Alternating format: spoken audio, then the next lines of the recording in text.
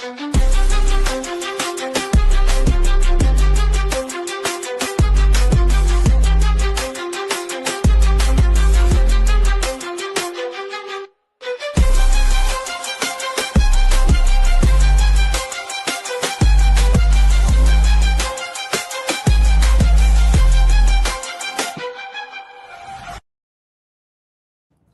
to Te Lo Cuento News English. This is space with flavor, accents, and integration.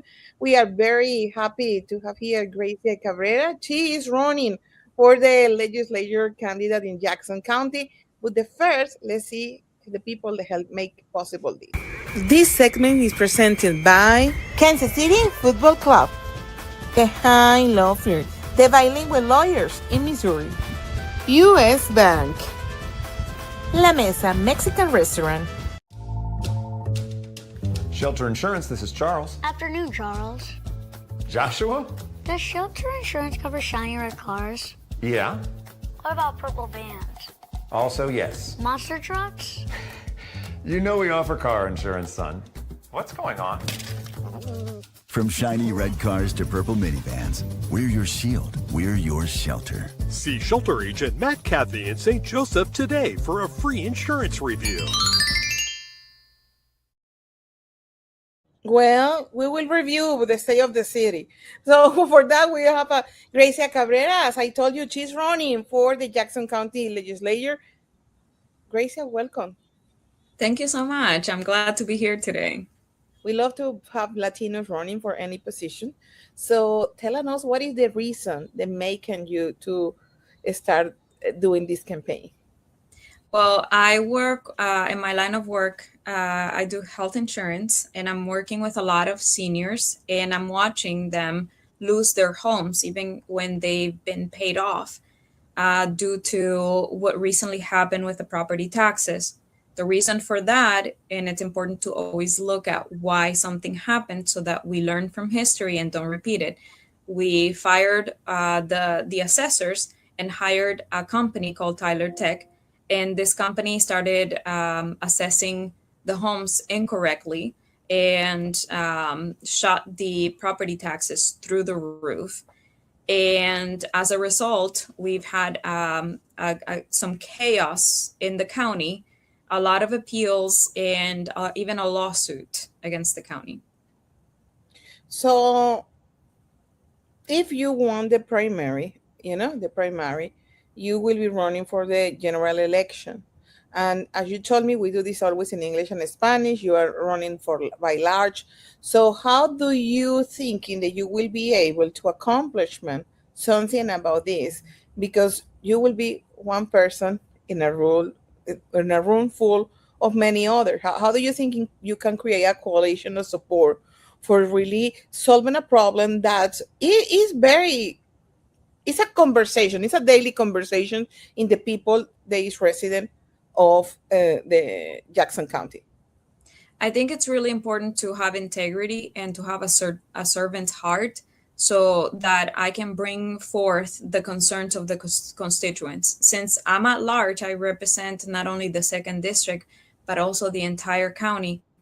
And I will make sure that I hear their concerns and bring them forth into the county legislature so that they hear firsthand what their constituents are suffering. And it's not about me. It's going to be about the people I represent and what they're struggling with.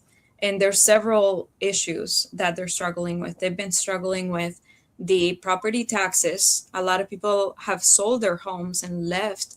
We're being overlooked, and people are moving to Kansas because they don't want to deal with our property taxes. We're dealing with a homelessness problem and crime issues. And I want to help address all of that. And it is very important to be able to communicate and work well with others. But my main concern is the constituents, and it's going to be their concerns what I'm bringing forth, not an agenda that I came up with. And talk about that concerns. And I will say something that maybe don't sound right, but I will do it. When everybody's in campaign, everybody's very open to talk. You have your phone number there, in fact. for the people contact you, for be able to connect with you. But after the people is in the office, many times the situation change. The relationship with the community change. Let's put it in that way. So how do you thinking, because you talked about the constitution, how they will be a strong part of whatever you do? How do you plan to maintain this connection and don't be disconnect? Because again, even if it's have hundreds of message in Facebook, looks like many times our officials are disconnect for the city, for the county, from the state, and even from the country where they live, for what is happening. So how do you plan to do that? Yeah, I know exactly what you mean, and I've experienced that myself as a constituent. But I want to have quarterly town halls, and I want to have them all throughout the entire county so that I'm able to hear firsthand what's going on in each area and address the concerns. It's going to be, there's going to be a lot of areas that are getting the least attention, and I want to make sure that I prioritize them, because usually what ends up happening is that the loudest group ends up being prioritized, and I want to make sure that the ones that are not getting the attention, that are not the loudest, are also being addressed and their concerns fixed, because some of the simplest things are not being addressed with them, like street lights, for example. It seems so simple, but yet they don't have street lights in many areas or neighborhoods, and that's a very dangerous thing. So I want to make sure that I do town halls and online surveys, and I build a good relationship with neighborhood associations and nonprofit organizations and faith-based organizations as well, so that I can build off of that a good relationship, and they feel free to just reach out to me. So I need to talk about something, because actually one of the biggest reasons we have this space in English is because it's migrants, journalists talk to our migrants community, but also to our first generation Latinos. They grow up here, they speak English, they prefer English over the Spanish, and many times they are who have the superpower to vote, but they don't go to vote. So as young Latina, running for a position, we see our first mayor in the city of Lee Summit a few months ago. We are seeing the city manager of Kansas City be Latino. So how important, or how you can convince our young Latino generation the importance of their participation in the local elections? We end up placing a lot of focus on federal versus local, but the biggest impact to your pocket and your daily life is going to be the local elections. If you're trying to start a business, and Latinos are extremely entrepreneurial, and I love that. If you're trying to start a business, if you're dealing with permits and properties, and you're dealing with taxes, and pretty much anything, you're going to want to pay attention to local elections and who's going to take away the red tape for you to succeed in your business, for you to be able to have smooth sailing into a successful business. So you want to pay attention to the local elections. In August, we're going to have the primaries. I'm not going to be on the ballot for the primaries because I don't have an opponent. But in the general elections on November 3rd, I will be on the ballot for the 2nd district at large. So please look at my website, call me, ask me questions. I want to be able to be accessible and answer any questions you might have on where I stand. But definitely local elections are where you're going to want to pay attention. And talking about local elections, you want to pay attention to your school board, because despite what happens in Jackson County in the legislature, the schools can set their own, they can affect the taxes, the property taxes. They can increase them through their budget. So if you're paying, you have to pay attention to the school boards, and you have to pay attention to the county and municipal elections. Time go fast, but I don't want to finish this without asking you about immigration. We know the local authorities have nothing to do with immigration, it's nothing they can enforce, but we also see the spike of immigration arrests in the metropolitan area of Kansas City. So how is your position about that? We listened the mayor of Kansas City, Missouri, talked about the topic, the Kansas City, Kansas, and is something that you can do or that you want to do it? So the county legislature, unfortunately, has very little to do with immigration, as you mentioned. I think what we can do is build connections and relationships with the prosecutor's office to look at the criminal records of a lot of immigrants.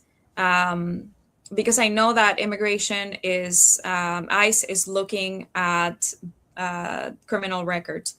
And there's probably some things that are very minimal, and the person is already, the immigrant is already on their pathway to a legal status, and they've been working on it, and they've been doing everything correctly, and yet because of that one